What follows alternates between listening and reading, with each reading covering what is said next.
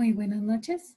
Bienvenidos a otra clase de biología molecular. En esta ocasión vamos a explicar las técnicas moleculares en la detección de enfermedades virales. Sean ustedes bienvenidos.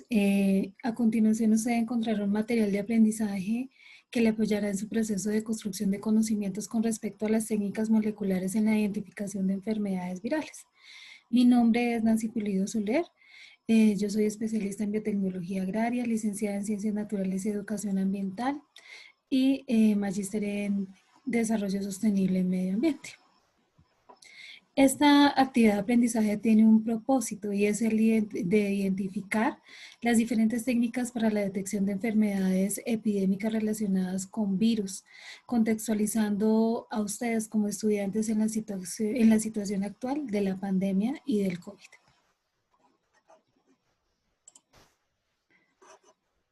Antes de realizar el desarrollo de la actividad y desarrollar el tema, entonces vamos a realizar una actividad que tiene como propósito la exploración de los saberes previos y actuales sobre las técnicas moleculares de enfermedades virales.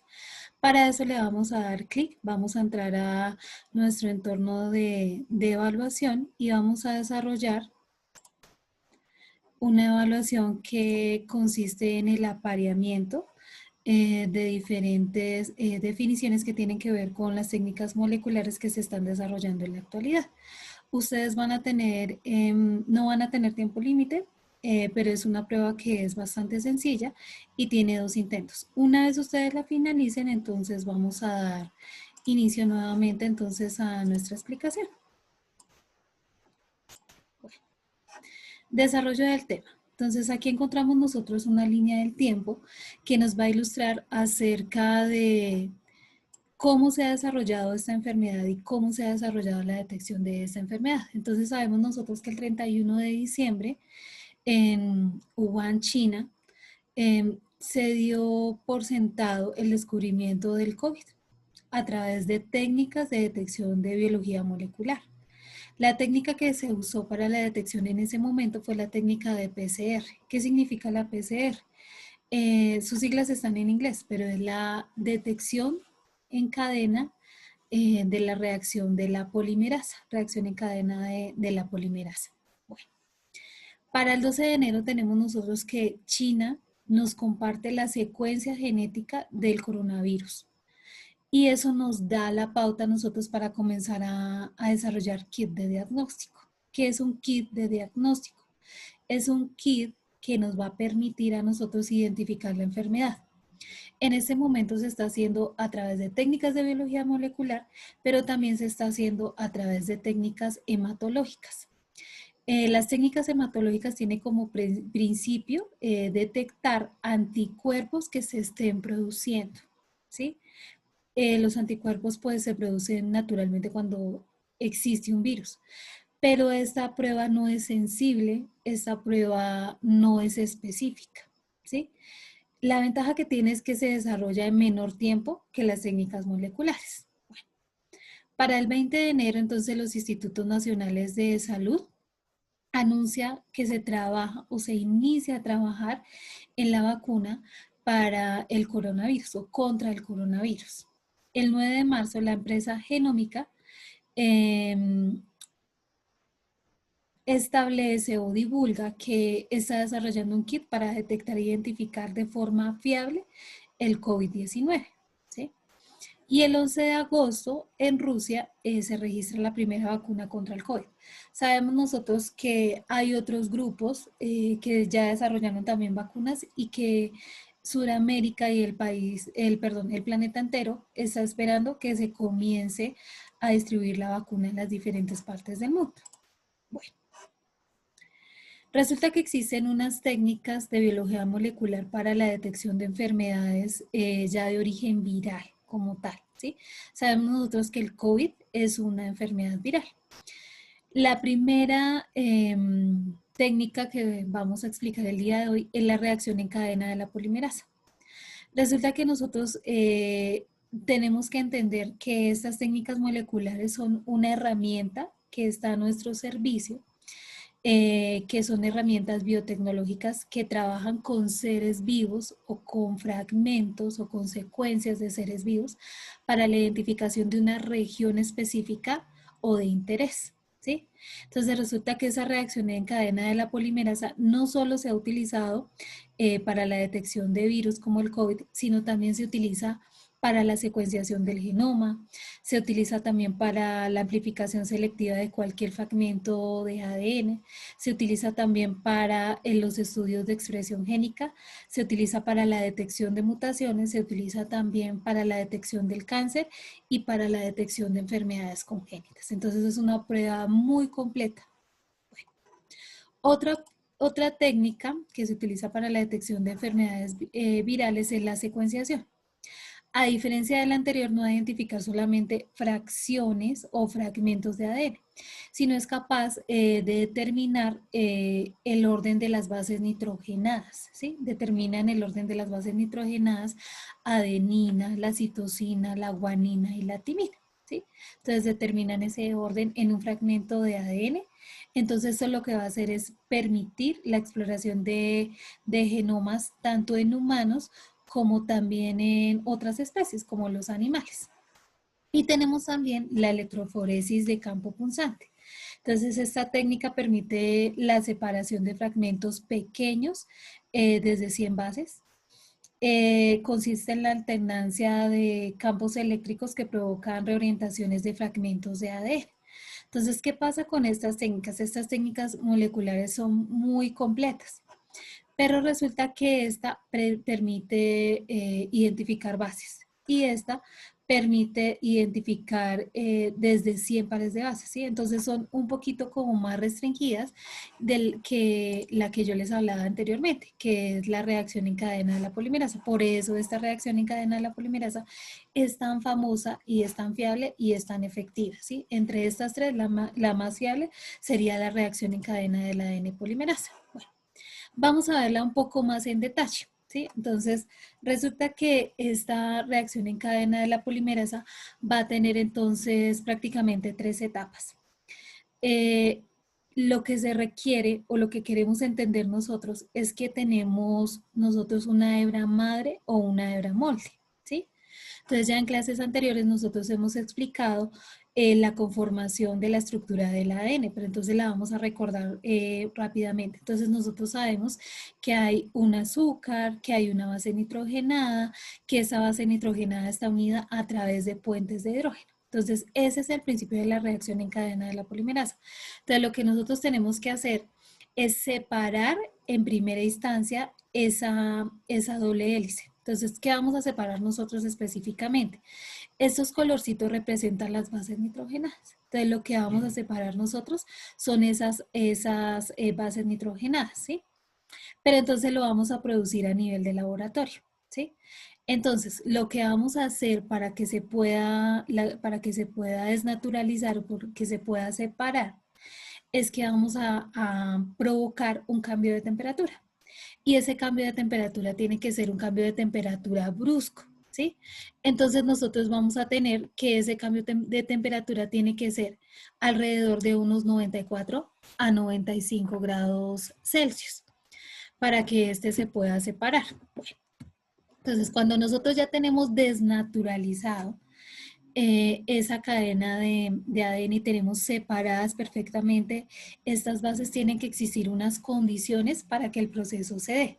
Entonces, lo que nosotros estamos tratando de hacer en la reacción en cadena de la polimerasa es copiar el fenómeno de la replicación.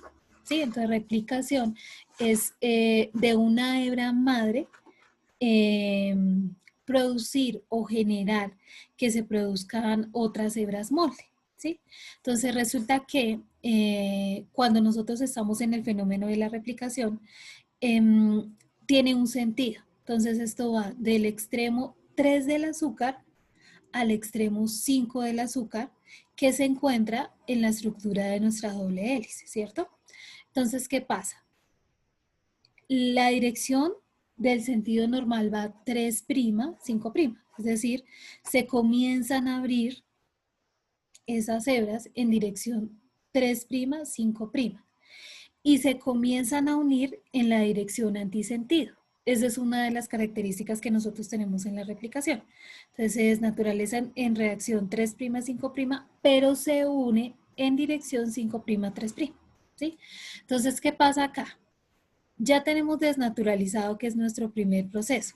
Después del proceso de desnaturalización, entonces tiene que haber una hibridación. Entonces, ¿qué es la hibridación? Que se tiene que unir el ADN, los ácidos nucleicos del ADN, con los ácidos nucleicos del ARN. ¿Sí? Entonces, en ese proceso de hibridación también tiene que haber un proceso de apareamiento. Es decir, yo voy a unir mi cadena de ADN con mi cadena de ARN, ¿sí? Y las bases nitrogenadas se tienen que comenzar a parear. Para eso debe existir dos promotores o dos elementos que me van a permitir que ese proceso se desarrolle. Entonces tenemos acá que la diapositiva nos menciona un primer. ¿Qué es un primer? Un primer o un cebador lo que va a permitir es que se enlace correctamente los pares de bases nitrogenadas. Y además de eso, tiene que existir una enzima que acelere el proceso y que verifique que ese proceso se esté haciendo, se esté realizando en la dirección adecuada. Entonces, esa enzima va a ser la ADN polimerasa. Entonces, en primera instancia tenemos una desnaturalización, una apertura de la cadena. En segunda instancia tenemos una hibridación, es decir, una unión entre la cadena madre, que es de ADN, y la cadena que viene a unirse, que es la cadena de ARN, produciendo una hibridación. ¿Sí? Y también tenemos entonces un apareamiento. Por último, entonces tendremos nosotros una elongación de la cadena. Es decir, este proceso se tiene que seguir repitiendo no solamente en un fragmento pequeño de esa cadena, sino que se tiene que repetir a lo largo de toda la cadena. Esto permite, o la reacción en cadena de la polimerasa permite tener una eficiencia y una fiabilidad muy alta. Es por eso que en este momento la técnica de la PCR es la que más se está usando en la detección del COVID. Bueno, resulta que, como yo les decía en un principio, este proceso se tiene que hacer por cambios de temperatura. Y entre cambio y cambio de temperatura, digamos en el primer proceso, que es la desnaturalización, existe una temperatura más o menos de 94, 95 grados Celsius. En el proceso de hibridación, entonces ya vamos a tener nosotros una temperatura de 35 a 65 grados Celsius. Entonces vamos a ver que en la hibridación existe un cambio brusco también de temperatura para que se produzca la hibridación. Y en el proceso ya de elongación, entonces vamos a tener nosotros una temperatura entre 50 a 65 grados Celsius. Cada proceso a nivel del laboratorio tiene unas diferencias en tiempo. ¿Sí? Entonces, digamos que el proceso de desnaturalización dura más o menos un minuto. El proceso de hibridación dura más o menos 45 segundos. Y los demás procesos también toman un tiempo más o menos prudencial mientras se produce la reacción en cadena. Pero entonces nosotros no podemos pensar que, digamos, ya a los 15 minutos nosotros tenemos nuestra prueba de COVID. ¿Sí? Entonces resulta que la prueba de la reacción en cadena de la polimerasa para la detección de virus, más o menos en tiempo real, se va a desarrollar en un promedio de unas 24 horas, mientras pasa todo el proceso, porque se tienen que también refrigerar las muestras, se tienen que almacenar, ¿sí? Entonces, nuestra prueba a nosotros por eso es que nos llega hasta los 4 días mientras nos dan ese informe. Resulta que en otras pruebas que no son moleculares, como las hematológicas, entonces se demora un poco menos de tiempo. Por eso es que esas pruebas hematológicas son más utilizadas, pero son menos confiables. Entonces, ¿cuál es la moraleja de la historia? Cuando nosotros dudemos o tengamos indicios o síntomas de que nosotros tenemos el COVID, entonces lo más fiable es que nosotros nos dieran una prueba de PCR, ¿sí? Entonces es como la más necesaria. En este momento necesitamos que todos los gobiernos de todos los países inviertan en esas pruebas, ¿sí? Entonces lo primero que nosotros tenemos que hacer es poner de nuestra parte, ¿sí? Entonces no salir, cuidarnos mucho, tener mucha prevención con el cuidado del lavado de las manos, bueno, todas aquellas recomendaciones. Pero también nosotros necesitamos una prueba que realmente sea fiable y que nos permita a nosotros prevenir el contagio de otras personas que estén a nuestro alrededor. Bueno, como actividad colaborativa, entonces vamos a desarrollar una actividad que es muy bonita y que habla también acerca de la pandemia y acerca de cómo influye también este tema digital en la detección del COVID.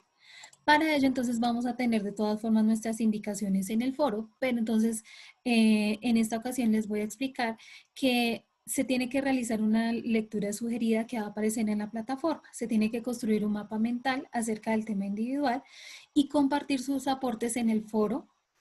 Se tiene que realizar la actividad y retroalimentar, perdón, la actividad de otro compañero, ¿sí? Entonces, dar su opinión, retroalimentarla, decirle, digamos, bueno, de pronto tú no tomaste este punto de vista, puedes entonces complementarlo. Y además de esto, tenemos que contestar la siguiente pregunta, y es, ¿qué papel cumplen los profesionales de la biología en la lucha contra el COVID? ¿Qué papel cumplimos nosotros en la lucha contra el COVID? Y se tiene que publicar en el foro. Vamos a hacer entonces para finalizar un proceso de evaluación también nosotros acá, que tiene que ver también con otra actividad de un crucigrama que tenemos que realizar acá en EducaPlay. Entonces está la pista, ustedes lo tienen que completar, para eso también van a tener dos probabilidades de desarrollarla, dos intentos, y pues el tiempo sí es libre.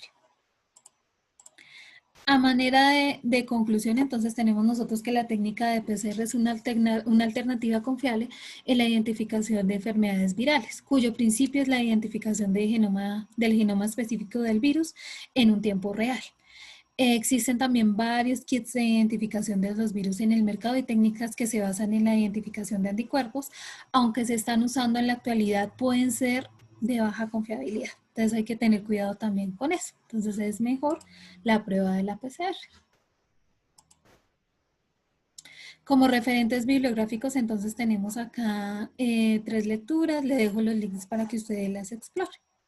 Y pues les doy las gracias por permitirme realizar una vez más la explicación de esta clase.